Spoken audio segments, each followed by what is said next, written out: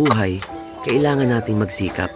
Huwag na huwag tayong aasa sa tulong ng iba. Ibig kong sabihin, halimbawa, natulungan ka ng kapwa mo isang beses, yung ibinigay na tulong sa'yo, palaguin mo.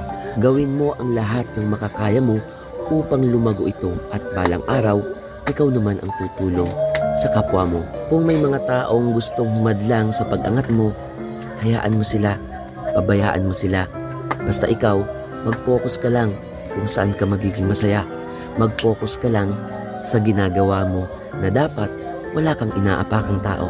Dahil higit sa lahat, ikaw ang mas nakakakilala sa sarili mo. Huwag na huwag kang papatalo sa mga sinasabi sa'yo ng ibang tao. Lalo na kung ito ay mga negatibo. Bagkus, gawin mo itong motivation sa sarili mo para magpursige at para mas umunlad pa. Pero ito ang tandaan mo palagi, na huwag mong iaangat ang iyong mga paa sa lupa.